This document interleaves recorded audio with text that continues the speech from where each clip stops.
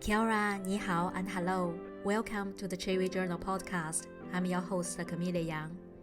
My guest today is Pieter Levels. Pieter is a serial founder of multiple products, such as Nomad List, Remote OK, and Rebase. In this episode, we discuss digital nomads' life, remote working trends, founders' mental health, what it feels like to be a niche famous, and the nomad's dating life. I hope you enjoy the show. Shall we start with your digital nomad journey? So how did it all begin? I mean, it depends how far you want to go back, right? But I started like April 2013.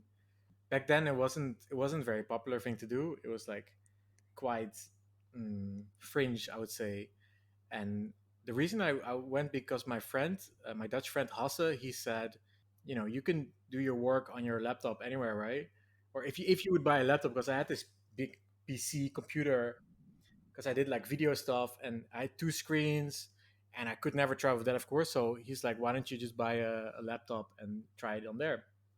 So I did that and I flew to Asia. I'd already studied in Korea before, so I did like study exchange program, and it was really fun. And I also knew him from there, and he was like, he had a normal job, so he couldn't go, but he was like, you have this internet thing, so because I had a YouTube channel for music. It was making money. It was like electronic music mixes, like 1 hour mix, and that came kind of from my music career where I made my own music, which I was uploading to YouTube. And I know that was making like $1,000, $2,000, sometimes $8,000 a month. So I was making money, and I could just do it on my laptop, kind of. So that's what I did. Then when did you find these opportunities to create a nomad list site to attract other people? Back then I was in Chiang Mai. There was like maybe 20 to 30 people doing this thing. Like most American or European guys, was no woman at all. It was mostly guys. Now it's much better, but they were all like a little bit weird. Like I was also weird. I'm still weird, but they were. It was not like regular people doing this thing.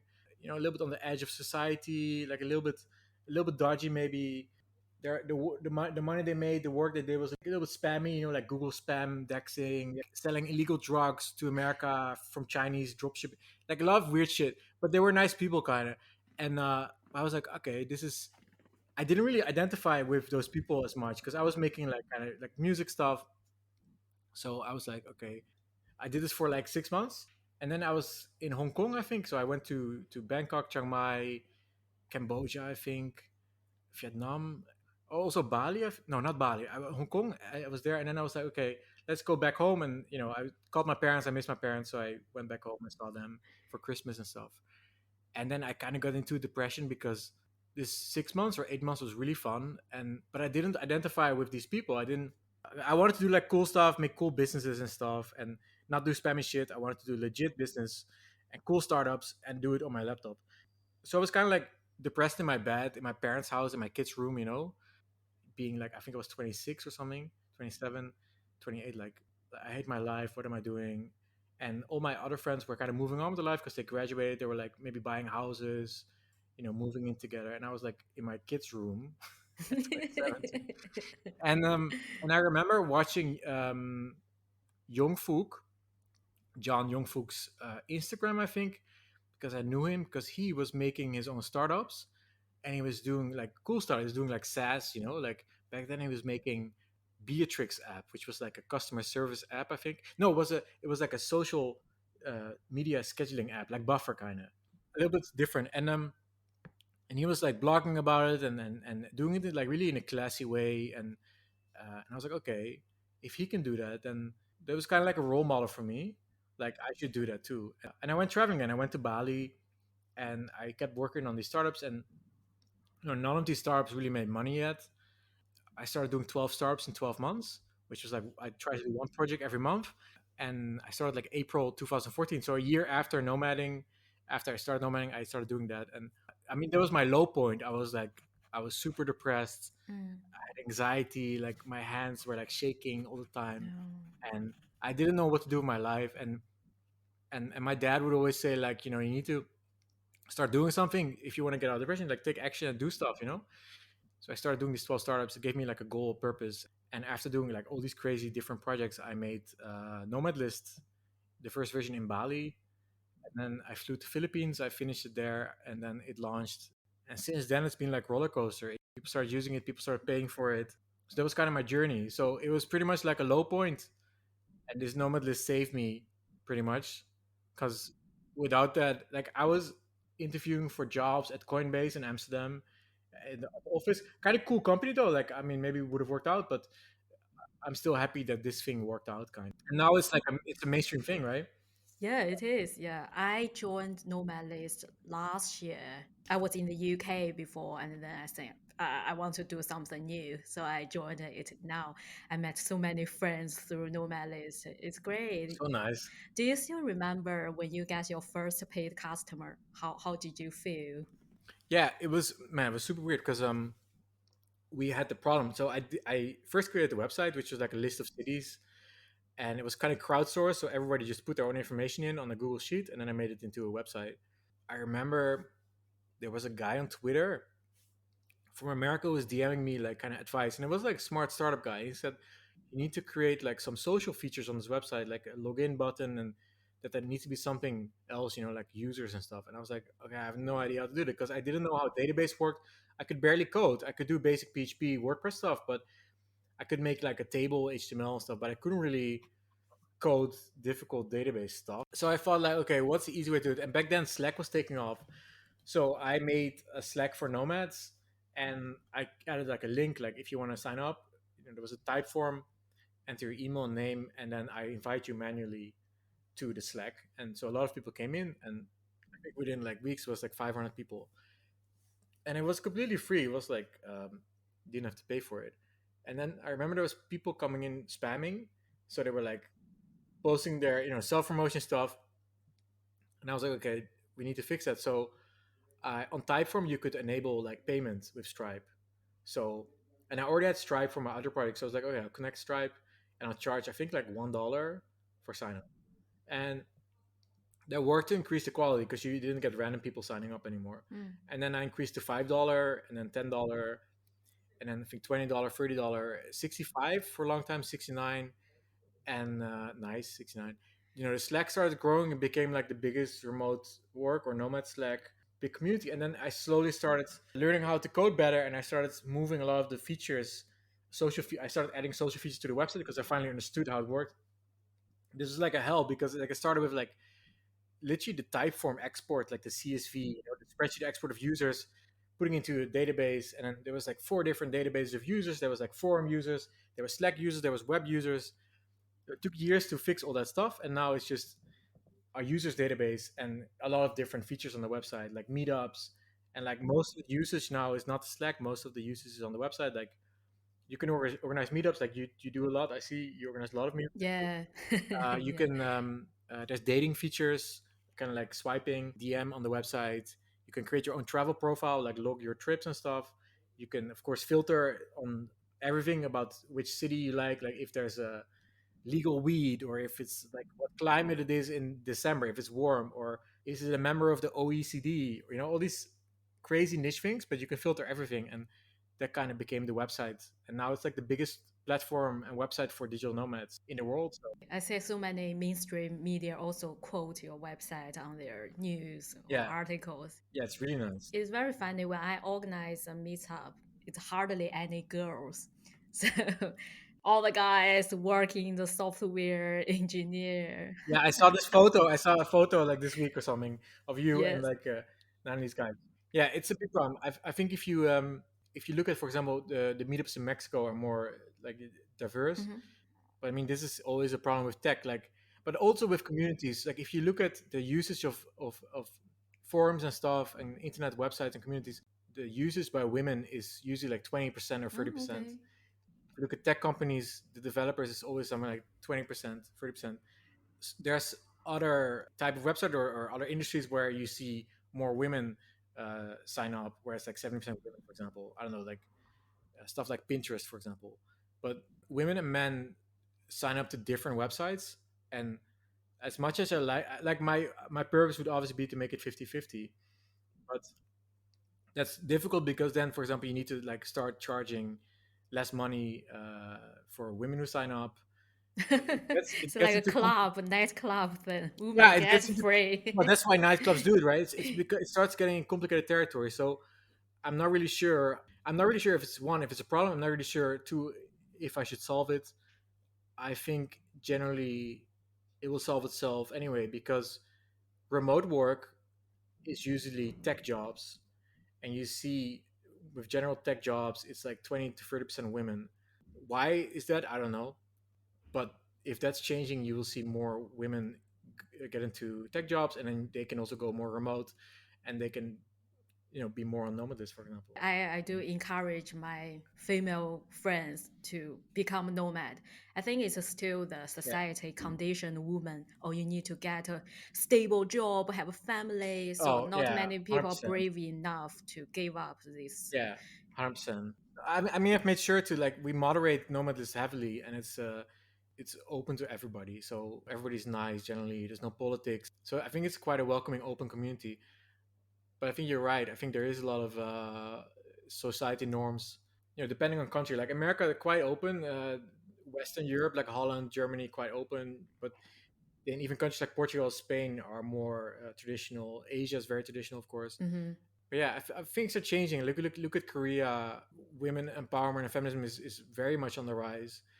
Also in China, for example, I think it will work out. But I think what doesn't help is like people like what you had like 5 years ago, where everyone's like, "Oh my god," like people would tweet me, "Oh my god, why are you following only like 20% women on Twitter?" This stuff like this stuff like attacking people for stuff. It doesn't really work, and No. it's kind of stupid. Yeah, because before I joined the nomad list, I have a Yeah. stereotype about digital nomad. So like poor people living in Bali or this kind of stereotype. It will take time to resolve it. Yeah, so I that was your question you wrote also, like I read before the podcast, like what are some stereotypes, some that are wrong that you found out? And so I looked a little bit, and I think one of the stereotypes that digital nomads are low income, low educated, and they live and fly to cheap places. Um, Yeah. and I mean, a more recent stereotype is that they emit a lot of CO2, right? Because they're flying so much. So I have the data for that for tens of thousands of people that are on my website. Mm. On average, digital nomads make over $120,000 a year. It's way higher than normal salary.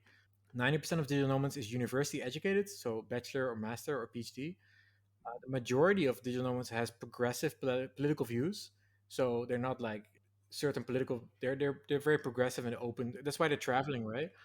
And 7 out of the top 10 destinations are in expensive countries with high cost of living. So only 30% of the top 10 destinations is cheap, affordable. And then if you look at the CO2, like I also measure how much CO2 they emit with flying and stuff. Nomads emit about 42% less CO2 than regular people, and that's because they don't commute to work every day. Uh-huh. They don't work in offices. They usually walk, to their cafe, or they use like a bike or something. So that's very interesting because that goes against all the stereotypes True, pretty much with exactly. data. And I remember you tweet someone say, "Oh, remote work is work from home." This stereotype is surprise to me. I said, "You can work anywhere. You can work in the park or Yeah, it was anywhere." yesterday. Yeah. Yeah, I think with COVID it's very interesting because suddenly remote work is mainstream, and people don't really understand. Like for them, remote work has been lockdowns and staying at home, but that's not remote work because we've been doing it for years. We have friends in different cities. We work from hotel bed or Airbnb or cafe or co-working space. Wherever we work best, we work, and especially before COVID, it was not at home a lot. It was mostly outside home. yeah, exactly. 90% of my friends I met online through traveling. Does this also apply to your Yeah. life? Do you still keep contact with your old friend back home? I think with old friends, like the people who kind of also were like traveling or remote work embrace they stayed, and the people that didn't kind of we grew out of apart, which is annoying, which is not good, but that's just what happens, and no bad feelings, but just like it's different lives. But like more and more, some of those people now are messaging me like, "Hey, I want to go nomad. I'm moving to Portugal. So, and I'm trying to get those people like onto the not nomad, but just more like let's move to Portugal. Let's move to because I'm from Holland. It's very cold always, except the summer. It's rainy. Like let's move to Portugal or something, and let's or somewhere nice, and let's live there and have nice wine and tapas on the beach, sunset, and that's my dream, and that's what I'm trying to do with my with Rebase now with the company, the immigration service, but also just to move all my internet friends because I'm the same as you. I have 90% internet friends, and like it's great on the chat apps, but I love to get that more in real life. Yeah, meet So in real life. yeah, Yes. So why do you think Portugal has the potential to be the next big thing? I read a lot of articles. Portugal is the next Silicon Valley, and so yeah. many tech people come here. It's weird. Like I never really thought about Portugal until COVID happened. When COVID happened, I was in Malaysia Uh-huh. and with Mark and Andre, these friends of mine, and we like I flew back to Europe to escape COVID because it wasn't in Europe yet. And then I arrived in Europe and nobody believed COVID was going to be a problem for months, for really until like April, May. They didn't believe, and it was I stocked up on food and everything. Back then I was in a relationship and she wasn't with me then because I fled to Europe, and we ended up breaking up, and I was very depressed and anxious and stuff. Kind of similar vibe to like when I did 12 startups. Like that was 2014, but this was like 2020. And I talked to Mark and I said, let's go travel again because now it's like July, and if we wear masks we can just we could just move. And so we went to Berlin, Prague, and then we went to Portugal, and but we were very careful. Like we were not spreading. We were really proper N95 masks, and we ended up in Portugal because it was like on Nomad list was really popular suddenly. Like, and I feel all the people that used to move to Asia in the winter couldn't move because Asia was kind of closed. Asia was very strict with quarantines and borders was all closed, kind of. So nobody could go to Bali. So people were just like, okay, let's go to somewhere warm in Europe. A lot of Americans just went to Mexico, but a lot of Europeans went to Portugal. And you expect them to go to Spain because it was generally classically more popular, but they went to Portugal. I was like, well, interesting. So let's go to Lisbon. I was there. We organized a meetup, and like I think 40 people were coming, and this was like September 2020, and um, I had to cancel the meetup because no, but I was really scared of COVID, and for good reason, and I knew that something like 5% of people had COVID actively, so 30 people, good chance somebody has it. So I canceled the meetup. Mm. But I realized, okay, this is interesting. This is a very like bustling kind of place, and I felt the same as Chiang Mai in 2014 or Bali, Canggu in 2017. Suddenly, a lot of people are there, and it's very easy to meet up. Everybody's excited, and I was like, okay, this might become a thing. And to your question, like what made Portugal like especially good was affordable, like almost as affordable as like Southeast Asia. Yeah, it is. Yeah, yeah. When I moved Like the from groceries London are to here, I feel like, oh my oh God, my it's god, super London. cheap. Yeah, yeah, it's the same. Yeah, Yeah, I remember like buying the same amount of groceries I would buy in Holland, and I would in Holland you spent like 200, 300 euros. This was like 100 or 75 euros, and but the great food, great vegetables, great it meat. did. Yeah, love Um, seafood. yes, love seafood. The weather is like Southeast Asia is too hot. Like I'm now sitting in AC at like 20 Celsius, but outside it's usually like something like 30 to 40. And I'm now on an island, so it's more breezy. I'm on like the beach is there, like 10 meters away from me, Cool. so that's nice. But it is generally too hot, and it gets really sweaty. And in Portugal, you could just be outside, and it's like now it's kind of cold, right? But like in April, May, it's like 20 Yeah. degrees or something, 22 degrees. Close to like, I think 22, 23 degrees perfect. It's like the perfect human temperature, like lukewarm kind of. Mm. And that's Portugal. I think California has the same climate. Almost all year, it's kind of warm. Like now, January is cold, but, still less cold than the rest of Europe. And Yeah, I think it's a suit for my criteria when I pick up my location. I don't want to live in just a one season. I tried Madeira before because on yeah, Nomad list, Madeira like is the islands in Portugal. yeah. Yeah, So I said, oh, it's too hot for me. I want a different seasons. So Lisbon is yeah, perfect. Yeah, have different yeah, yeah. seasons. Yeah, I think so. Also, the air is really clean. Like, clean air is really difficult. Like I'm actually sitting here and I smell somebody smoking outside. So it's generally the air in Asia is quite bad. Like Mm. the AQI levels are like 75, 150. China is a horrible air, of course. We know it's like I was in Qingdao. No, I was in Beijing, and from it was always like 125 AQI, which is quite bad. And then I was in traffic, and it suddenly the air became orange, Oh my and god. it went like, and I look at the AQI, it's suddenly 350. Yeah. Just it's crazy, and I started getting eye irritation and stuff, and if you are like now I'm like 35, so you start thinking about long-term health stuff more. Like I mean, when you're 25 you don't care anything. It's like who cares, fuck it, Uh-huh. let's just, why are you so scared of No. air quality? Who cares, just live your life, let's get drunk, let's smoke cigarettes. When you're 35 you think more about it, and you're like, okay, um, health, this is now causing me long-term, cancer risk and stuff. So I was like, okay, Portugal, super clean air because it's on the coast and stuff. Generally, locals are friendly, great English. It's very safe, It's very safe for safe. women. Yeah, I feel very safe. Yeah, Yeah, because I went to a couple of fado performance. yeah, Fado, Normally ended Wesley. at midnight or 1 or 2 a.m. Then I walk back, like walk 1 hour on street. No big deal. I feel very safe. Yeah, and that's exceptional. Like people from Latin America, they cannot walk back, or in South Africa, in Cape Town, Johannesburg, you cannot walk home. You can't even walk outside as a guy. Even Holland might be a little bit dodgy in Amsterdam now. Oh, So okay. Yeah. I think it's an exceptional place. It's a place that's on nobody's mind, but if you look at the data, all the metrics are kind of good. Like there's not a lot of negative things about Portugal we can find. Like it's hard to find. I mean, I would say bureaucracy, typical. Like also Spain, the bureaucracy is very difficult. I would say there was a lot of corruption in the past. I think they've removed a lot of corruption, so that's fine. I think things go a little bit slower if you do with local businesses, but for foreigners who work remotely, like you're not really in touch with those businesses, so it's quite good for foreigners. Yeah. So what motivates you to build up rebase? I was one of the early customers. Yeah, yeah, yeah, yeah. Pretty Was happy. so when I came to Portugal, I didn't know anything about this, but I knew that everybody, a lot of people I talked to, were kept saying like, "Yeah, I just moved to Portugal, but also became a resident here."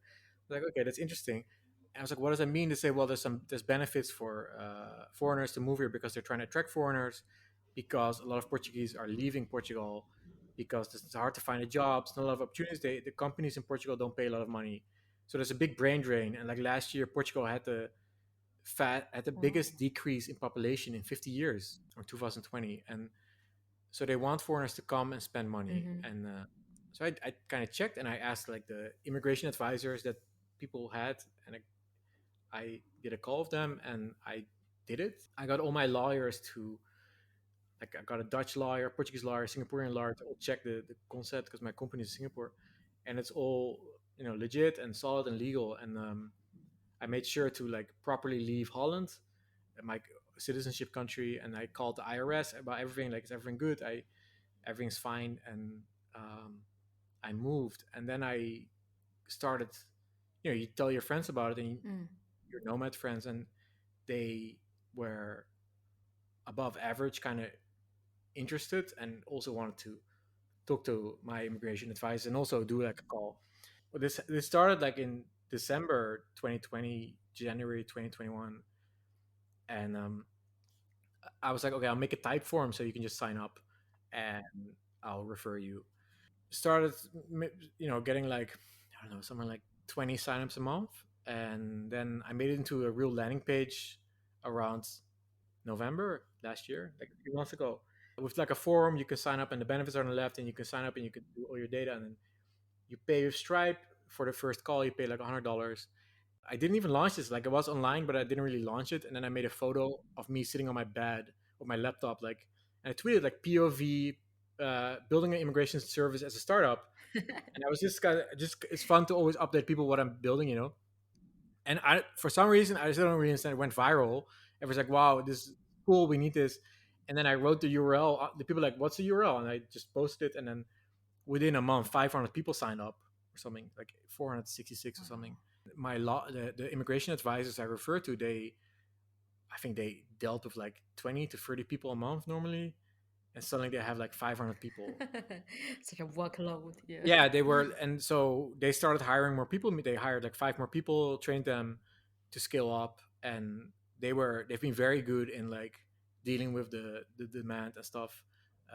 It's still difficult. Like now, if you sign up as a non-European, it takes until like February or March to get a call. So it's still quite there's a bottleneck. But I'm trying to speed it up, and I've automated all these parts. Like I've automated the sign up, the payment, which used to go by email. Like you would email the immigration advisor, they would send you a form, a PDF you need to fill out. Then you need to bank transfer money, all this stuff. And now it's Stripe payment. You upload your passport on Stripe also for the identity check, KYC. You what else do you do? You set up a calendar meeting with the immigration advisor, and within 2 minutes you can be done, and then the call comes, and then you get set up in Portugal, and they help you register there and move there. So Yeah, yeah. I even met the immigration lawyer because I need to sign some paperwork. So she met me in the cinema in So Lisbon when nice. I was there. Yeah, they are super nice and very efficient, I will Yeah. say. Yeah, I mean, and that's hard to get efficient immigration advisors because they're, you know, living in an analog world, not a digital world like us. So they've been very, very good at accepting me saying like, no, I don't want to do call. No, I don't. Like I never even called them since I only called them since I moved to Portugal. I never called them about this rebate stuff. We just did everything over chat, and they accepted it. So they're amazing. Yeah. And you mentioned you had two breakdowns during your startup and last year. So, what solution did you take up to get out of that? Yeah, I think everybody was in like a bad psychological state last year because of COVID, and now still, I mean, still people are. It's difficult. It's very difficult, like the most difficult thing in many people's lives, and it's not good to be in lockdowns alone at home. It's so hard that we cannot meet groups of people. Still, it's quite difficult. It's getting better for sure with vaccination and stuff, but it's caused a massive psychological toll. And what helped for me was like meeting Mark, going on trip again. We were in Prague, we were and then in Portugal, and then we invited some more friends over, and we kind of lived in a coastal town in Portugal called Ericeira, and we'd go for walks and stuff, and beautiful, beautiful place, like magical, and considering COVID, we had a pretty good life. We ate nice food, we had friends near, and so that helped me a lot. I think having friends near you within, I would say, 100 meters is the most important. That's my goal because that is so key to your happiness. Yeah. Did you also try therapy or other Oh yeah, yeah, things? yeah. Actually, good point. Yeah, I did online therapy, really good American therapist. So I was like, when you talk to therapists in your own language, like you must have it with Chinese, I think. Yeah, I was born 'Cause and you're reading raised in Chinese, right? China. Yeah. Yeah. So if you have a therapist, maybe in Mandarin Chinese, right? Yeah, Mandarin. Yeah, I Yeah. speak Okay. So Mandarin. what I had with Dutch therapists was like I felt kind of judged. You know what I mean? Because it's like Dutch person, and I was kind of like, and I talked to my British friend. He had the same with British therapist. So I was like, okay, I'll Google like anxiety, depression therapist online, and I found this American woman from Ohio. It's kind of southern, like kind of Tim Cook accent, I think, Okay. kind of like Okay.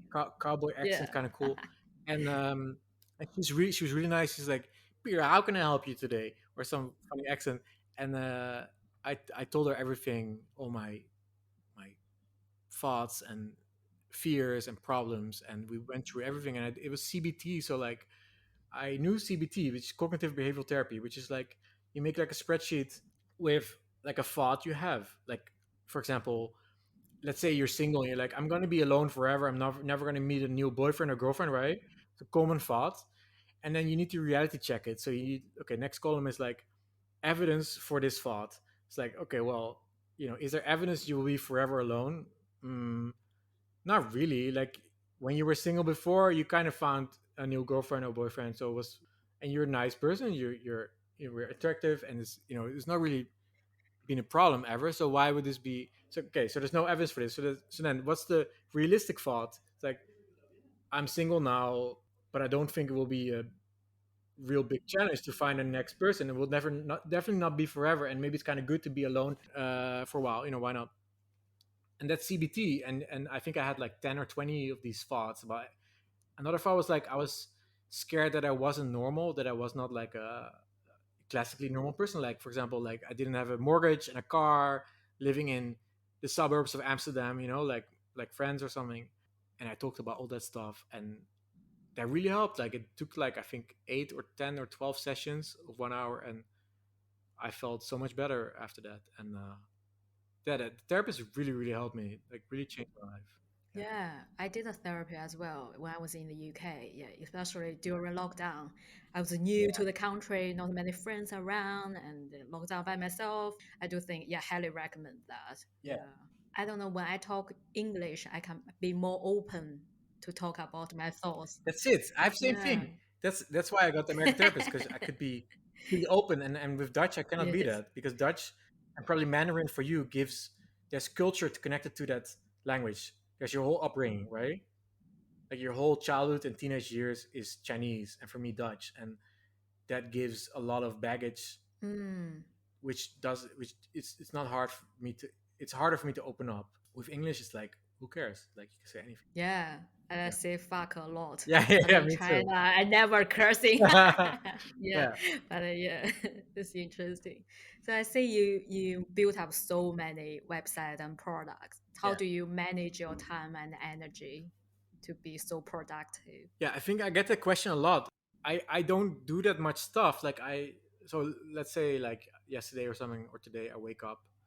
I wake up like around noon, so I go to bed around 4 a.m. And it's just my cycle always been, and it was very difficult in high school. And I wake up, I shower, I make or I order coffee, and I kind of sit and chill and read my friends' chat groups and stuff. And then I'll check like my robots these days. They send me the bugs every when they happen, or I get feedback sent, and it's also on the chat app. It's on Telegram, so I get sent before I wake up. I get sent the revenue of all my projects summarized for the last 24 hours, 30 days, and 365 days, and the growth rates and emojis like green or red, like if it's good or bad. Like I know in China it's reverse, but for me it's like green is good. And then also the uptime, like did the server go down, the last errors I get. So that gives me to see what I should be working on. And so if there's nothing, if there's no bugs, it's perfect. Feedback on my website goes immediately to the chat group, which is me and my server guy friend who works for me, who keeps the server up. So usually I just quickly fix some bugs, and then I'll look at my kind of to-do list.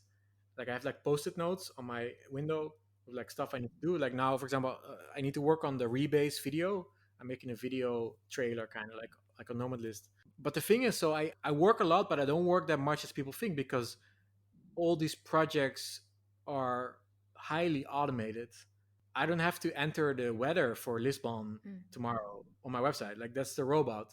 It downloads the weather on some weather API that I pay money for. A lot of data, all the data is automatically updated. Like I have another website, Remote OK. It's a remote jobs board. People pay to post jobs on there, and then job is posted by the script, right? By the PHP script, and then it shows up on the websites in the database, and the payment is accepted, and there's no human there doing anything. It's all automated, yeah, and there's no reason to put a human there except for customer support, which I have a contractor for. And then she will message me when there's a bug, but she messages me maybe once a week. So there's generally it's highly automated, and the only stuff I have to work on is new features, and if I make a new feature, like I will also introduce always a bug, because when you add something else breaks. It's always like that. So but if I don't like, the joke is if I don't touch the code, nothing breaks. So the moment I start working on it, things start breaking. I see. Yeah. I remember you wrote an article about why you should be unreachable. Yeah, I'm a writer, so I get a yeah. lot of feedback. So people want to meet me or blah blah Well, you're famous in China, I know. You're a blah. really big Not famous. influencer. Well, 100,000 followers, I think. Yeah, it's more followers than I was on Twitter. Yes, yeah. So you have more followers than me, I think, on Twitter. So that's I got quite famous. 150,000 on Yeah, see, that's Weibo. more than me. So you're paying more attention to me. Yeah. I think I quite enjoy this niche famous, so not Yeah, like a celebrity famous. Yeah. yeah, yeah. I mean, I'm saying, right? It's just a niche. Like nobody knows me on the street, but yeah, I find out quite resonate with you. You divided 24 hours what to do, divided your energy and time allocation, and the async way of working. I find yeah. it's very Yeah, I good. think that's the future. I mean, I don't like I did this blog post dividing my hours. It's not I'm not like autistic where I just structure my hours like that. It's more like it was an example because there was someone in there saying like, "Oh my god, Peter Levels even scheduled 1 hour of sex every day." Yeah, And I it's like, remember well, that. no, that's not how it works. It's insane. Like that's not how it works. Yeah. It's just an indication. And I was annoyed because people always do these schedule things and they never write that they have sex. It's like it's taboo to write about it. So okay, fair enough. I wrote about it. It's a healthy part of being a human, so why not? Why not True, talk true. about it?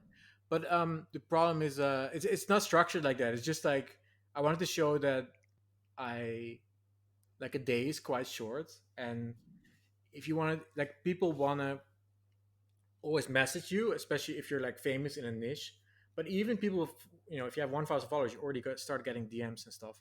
And the problem is that if you have to answer all these, like I would get probably like 20 to 40, 50 messages a day, and I cannot answer all these messages. Just not true, not possible, because like 50 messages a day is like if it takes 10 minutes to write an email, right? So that's That's your whole day uh, gone. let's see, that's 8.3 hours a day. I need to write replies, right? So I can't do that. No. It's much easier if I just tweet stuff that's useful for everybody, I think. And of course, I want to be reachable for specifically, like this podcast is nice. I want to be reachable. I want to talk to you, Mm. but and I wanted to obviously talk to my family and my friends, but I don't necessarily need to talk to every stranger on the internet, and they don't necessarily have. This sounds arrogant, but they don't necessarily have the right to message because this is very unpopular opinion in this current zeitgeist. But you know, if you did the work and the effort and you do something really cool, just like you do or just like I do, of course, then you can automatically start talking to each other anyway. Mm. But a lot of people they don't even do work, they don't even do put the effort in, and they want to talk to everybody and just like, oh my god, we should work together. No, we shouldn't work together. Like you didn't do anything yet. You need to do a lot of stuff. Like you build a company first, or you create great art first, and then we could talk because I also made all these websites. I spent ages of my life doing all this work, and you want to just get in, not do any work, and you want to DM everybody for partnerships. Sorry, that's not how it works, and nobody's gonna say that on podcast because it sounds. I know it sounds really arrogant and bad, but that's the reality. That's what all my successful, famous friends say. Mm-hmm. You know, Yeah, you need to have a prove your work. Then you have the credit. Yeah, you need to have value. You need to bring value true. to the table, and it could also be you have a good idea, but usually the ideas are not good. And also I had like crazy. I had like stalkers, like physical stalkers. I Wow. had like security issues, death threats. I had really bad things like that happening, and that made me completely reevaluate how open I should be about who I should let talk to me, or also should I tell people where I am. My location is purposely quite vague. It's big security risks, and Tim Ferriss wrote about this. Like Yeah, he I was remember kidnapped that. almost, and this kind of stuff. And I mean, those are real things you need to think about. And Mm. Yeah, especially for girls, because I oh used to be yes, very open. I'm a very transparent person, so I say, okay, I'm here, blah blah blah. yeah, girls get 10 times more Yeah, I stalkers. do have stalkers and some random guys. Yeah, That's why I deleted my Instagram. I stopped posting my real pictures. Yeah, yeah. I see a lot of girls delete their Instagram these days because because it's of this so stuff. Yeah, creepy. yeah. It's difficult. And what I miss though is like I do miss getting random cool messages. It's a hard balance to strike. Like how to be open to. Yeah, it's like trade off. You need to sacrifice something. And there's Yeah. a certain percentage of people who cannot deal with treating you normal. Like Mm. I was at parties. I was at a party in Amsterdam. This is the first time I realized this. I was at a party with my normal friends, just Dutch friends, right? Nothing about startups, and I'm just drinking, and we're just talking about whatever, like about music and stuff. And then there's a guy in a house party, right? And there's a guy sitting next to me, and he says, "Peter Levels," and I'm like, what? And that's not the name I use even in real life, right? It's like it's just an internet name. So I'm like, okay, interesting. And my friend's like, what? And this guy's like a strange guy. He says, and I just won Product on Make of the Year award, and he's like, you just won Product of the Make of the Year award, but Product on is not relevant anymore. What the fuck? And I'm like, what? Yeah. What the fuck? Like, why? Why would you? I don't know. Like, I don't know. Why would you say that? I'm like, okay, who are you? And he's like, Yeah. I know you from internet, and it's just was such a weird interaction. I was like, dude, first of all, that's not a very nice thing. First thing to say. It's, like maybe if it's true, I don't know, but if your opinion is fair, but you could just say hi, like, hey, Yeah, be a just normal person, introduce be a normal yourself. person. Yeah. Yeah, and I realized that something like 10 to 20% of people, and maybe I've also been that in the past, but they cannot deal with treating you normal. They don't know what to say. They Mm. will get jealous and they will say something really negative to trigger you for no reason, no reason other than they know more about you than you know about them because they're strange to you, right? So this is parasocial relationship, and I had more of those crazy things. Like I was in Bali once with my friends, also drinking, kind of like nomad friends, and a guy starts sitting with us, like an old guy, like Ooh, 60-year-old guy, white guy, and he's so sitting really creepy. close. And he also someone like Peter Levels. I know what you're doing, and I'm like, what Oh. the fuck is happening? And all my friends are like, what? And I'm like, dude, this is our friends. Please don't sit with us. And we told him to fuck off. And then he started sitting across the Mm. bar alone with his drinks, with it Wow. drinking and looking at us So and shouting creepy. stuff. So strange. And then I was like, how should we deal with this? So I went to him and said, what's going on? Why are you doing this? Why you cannot just behave normal? And it kind of diffused him, like he was just Twitter follower and he was just also interested in stuff. And I was like, okay, like he said, I'm really sorry for my behavior. Can I buy you drinks? I was like, yeah, I guess. So he bought us like 10 people bought us like free drinks. So kind of nice. And then he sat with us. It was super awkward. And it was annoying because I felt guilty that it was annoying for my friends for like at least an hour, this guy. And it was in a way my fault because I was there and I have a number of those events and you probably have 10 times more, but yeah, it's strange. Yeah, even for my ex-boyfriend, his new girlfriend told him, "Don't talk to Camellia anymore," because she can like search me and knows me, but I know nothing about her. So kind of this jealousy or something. It's very interesting. Yeah. I mean, I do think it's a generally good idea to not talk to ex girlfriends, ex boyfriends, though. But it's good to cut it off. But it's like people already know you through reading your work or look at everything you post online, but you know nothing about them. Yeah, yeah, yeah, yeah. It's strange because there's two persons, right? There's your own self, and then there's this internet self, and I do try and keep Mm. them the same. Like I'm not like some. I never like those Twitter threads where people are like, "I talked to 7 billionaires, and this is what I learned." Like this, I this, don't like it's threats. like this weird vibe. It's not. It doesn't look authentic. So I think I try to be as authentic as possible. I try to talk the same to you as I talk to my friends, as I Mm. talk on Twitter, as far as that's possible. Yeah. And but people will get ideas about you and they can be wrong, they can be subjective, and then people get jealous, right? If someone is successful, people get really jealous if they're not in balance with themselves. Like if you're in balance with yourself, you can say, wow, cool, this person did something cool, successful, I'm inspired to do the same thing, or I respect it. Like I respect Elon Musk doing all this cool stuff, I love it. I'm a little bit jealous, but not in a bad way. Like I he deserves everything he gets. all the good things, not all the hate. Yeah, I see. So how do you cope with criticism or negative comments? Do you read them or how do you deal with them? I mean, many times like the many times the people that say something bad, especially like on Hacker News or Reddit, they often have a point though. There's some truth there. So you need to like listen, I think, and see what like Hacker News is really honest, and they might have a point. So I do try to, if it's true, I try to like learn from it.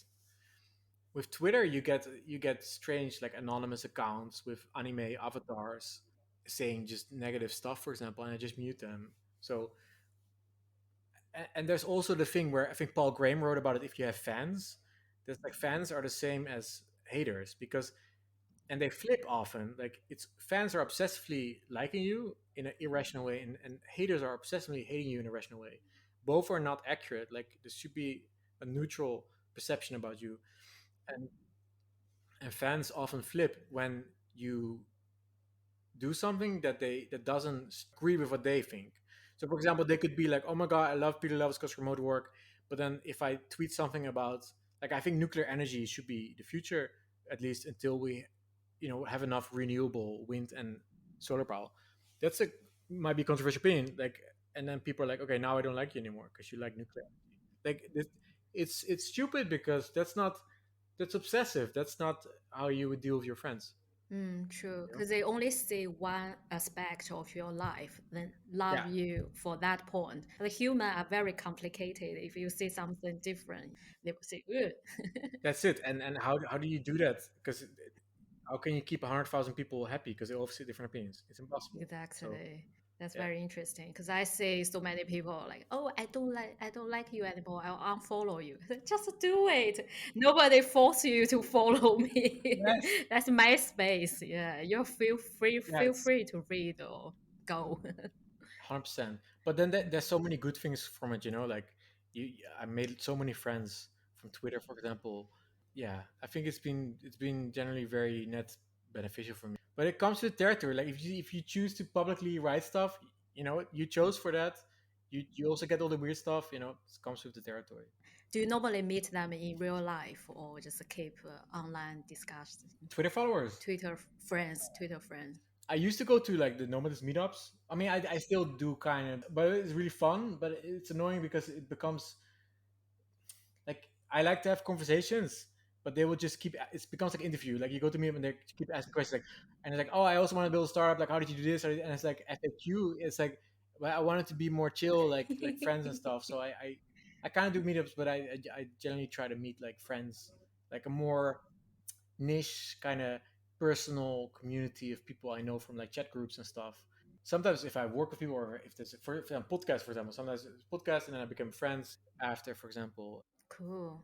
Can we talk about your music career? Because I'm very interested in that.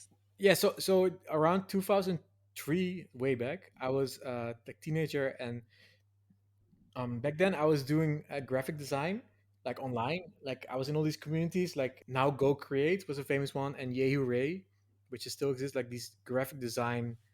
It's like different scene in graphic design now. Graphic design now is like a lot of like websites, at web apps. Back then it was think about like posters, flyers, big corporate design Mm, work, and all these cool people like No Pattern. I don't know if anybody still knows them, but they made really cool art. And like I think No Pattern was an artist in this community, and I think he ended up making the branding for Microsoft Windows 10 or something, like the wallpaper and stuff, and like really cool stuff. And it worked with big brands like Nike. And I also wanted to do that. I wanted to do like motion, like graphics, and I wanted to do motion graphics, like in After Effects, like these. Back then, you had all these. There would be like a show reel, which is like a trailer video of people's work, like portfolio, but it was motion graphics, like 1 minute, and it was like crazy shit, like.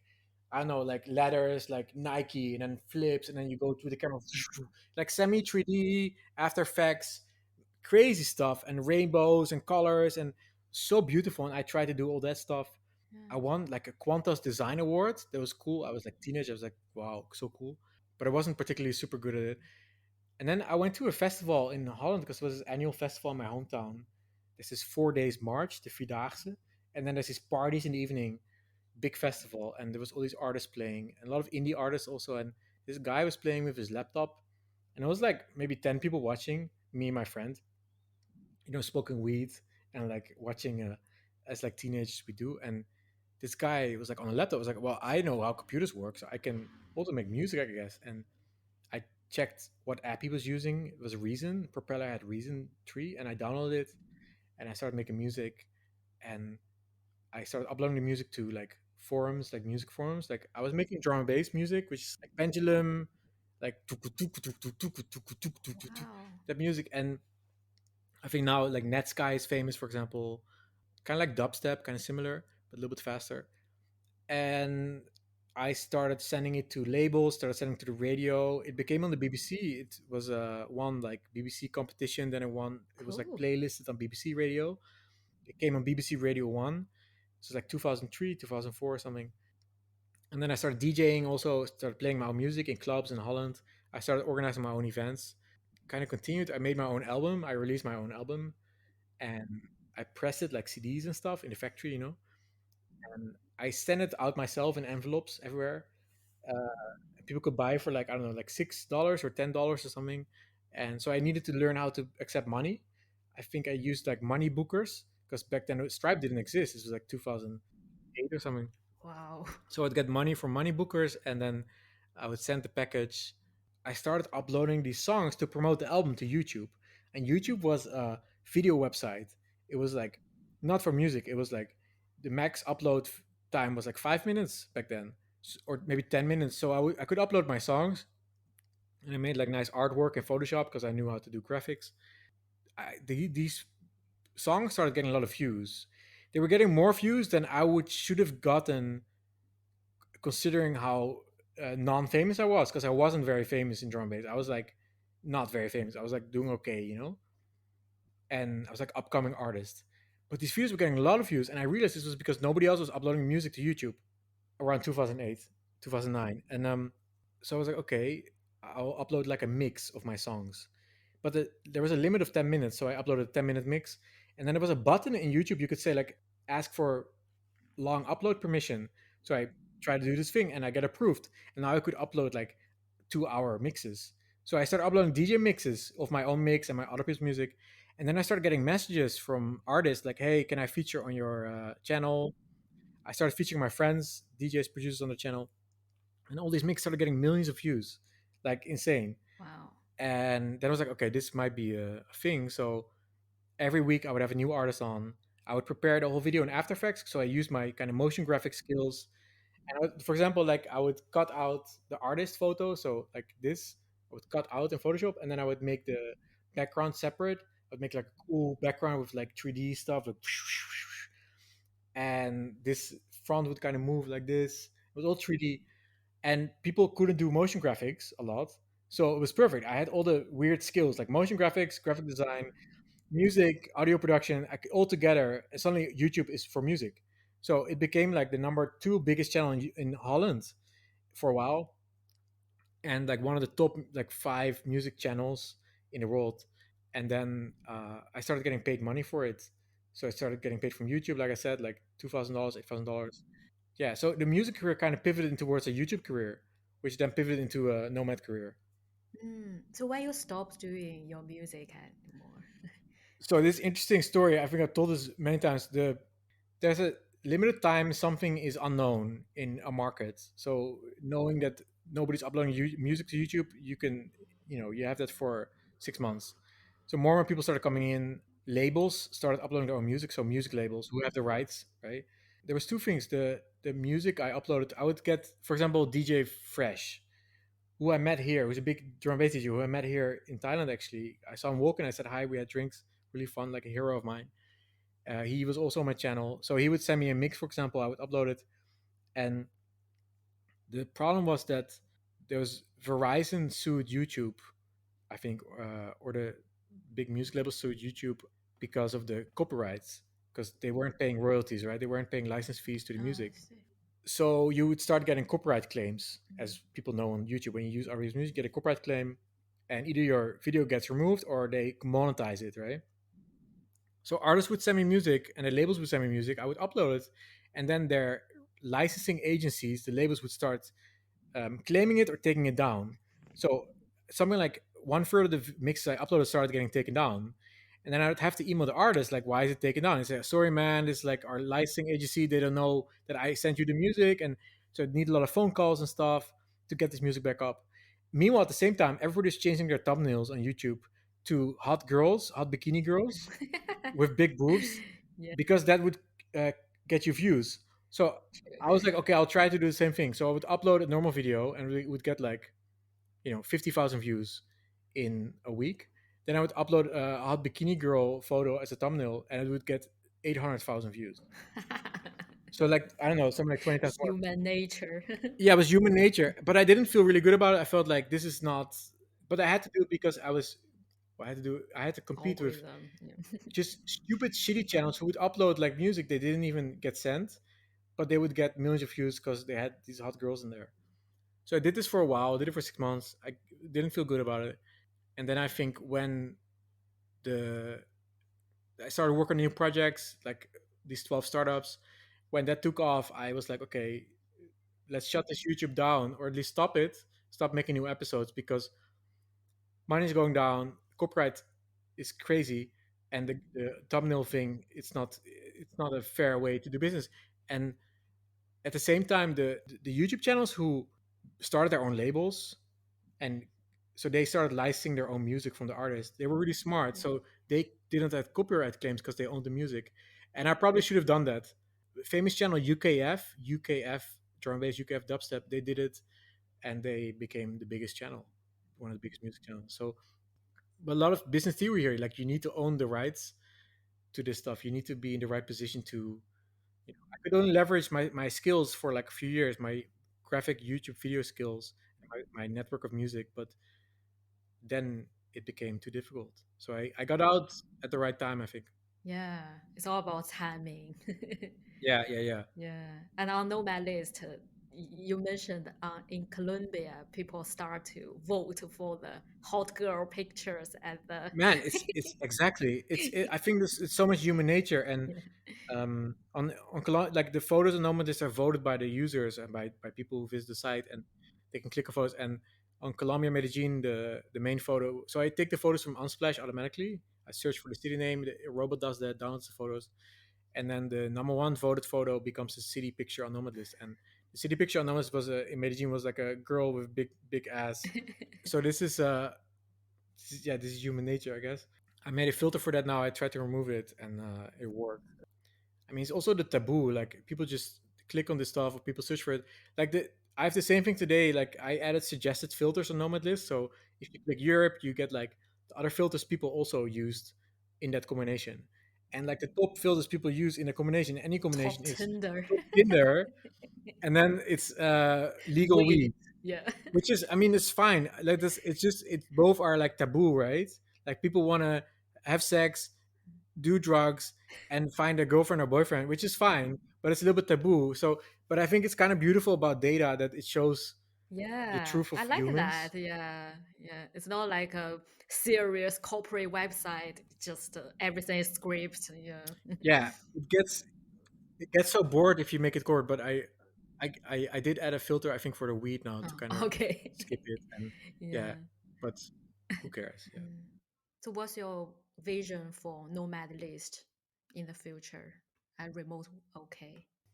Well, I think with COVID now, remote work went absolutely mainstream. Like everybody now knows remote work, and before that was like, I would say 10% people worked remotely, maybe even less outside US, and now it's like really high, like maybe 70% or something, 80%. This is insane, and my revenue went crazy because it's all about remote work. So it all went like, it's been doubling for 2 years now, so it's almost 5x compared to before COVID.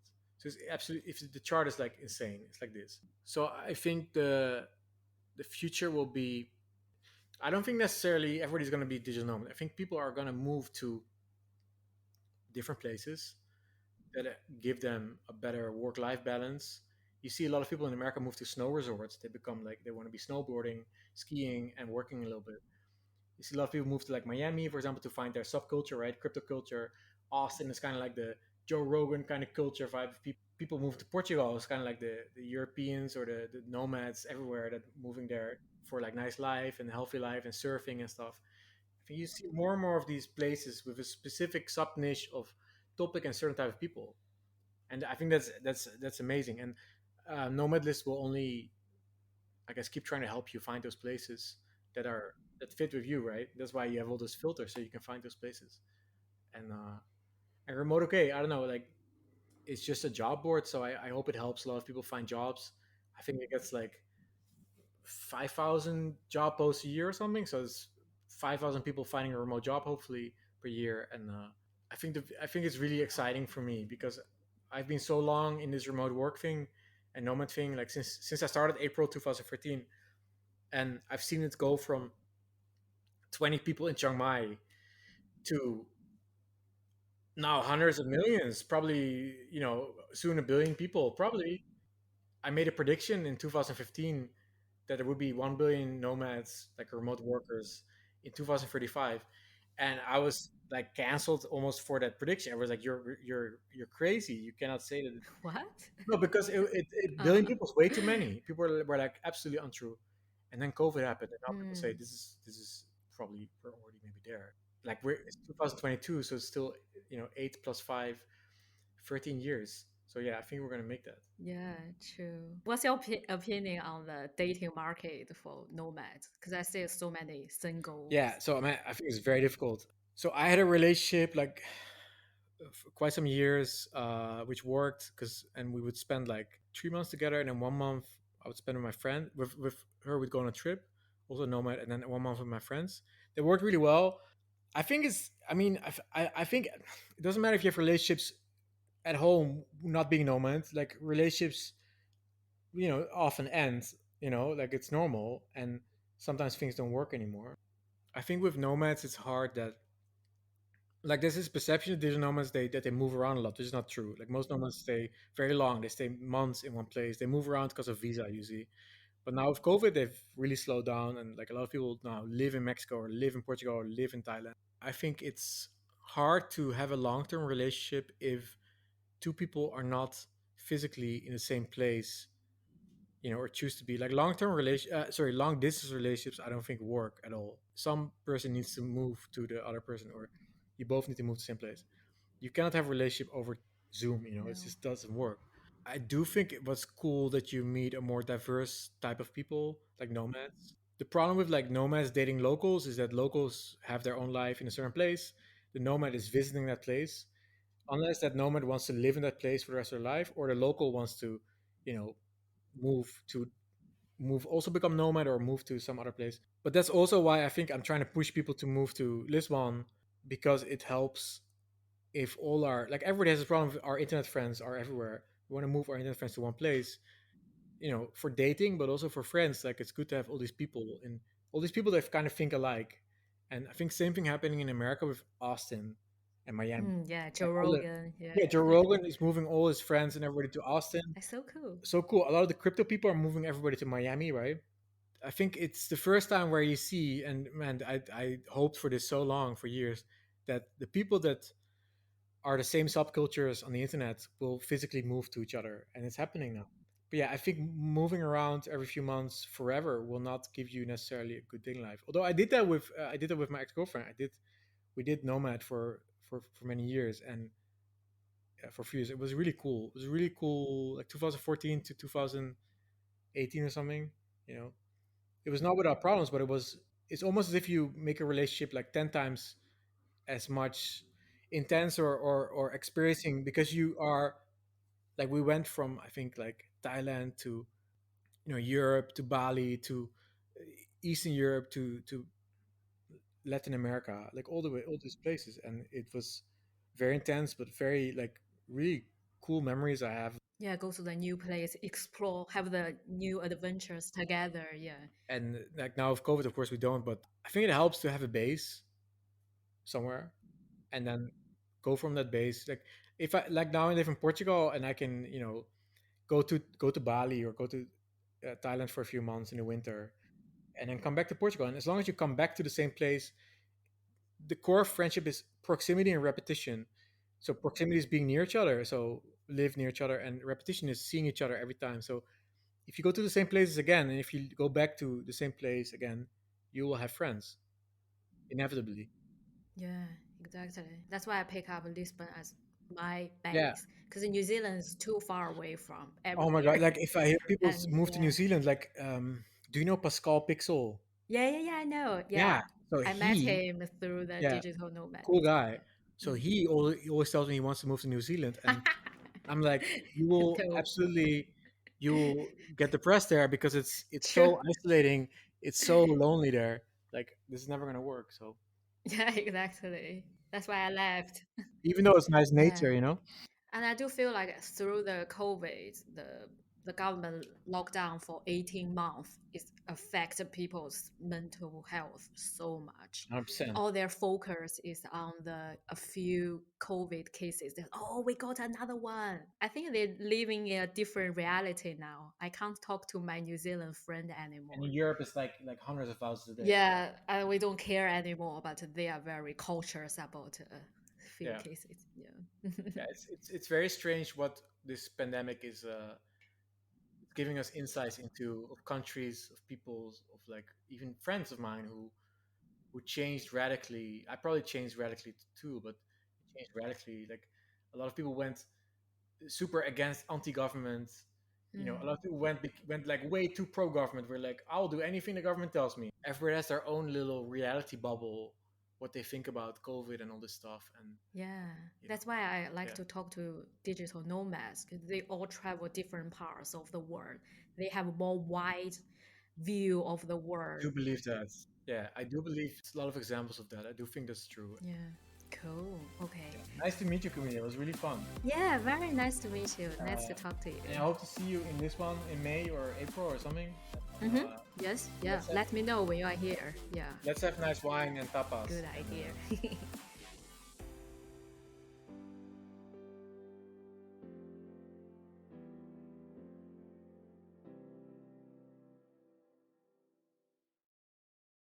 Kia ora, Nihao, and hello. Welcome to the Chiwi Journal podcast. I'm your host, Camille Yang. My guest today is Pieter Levels. Pieter is a serial founder of multiple products, such as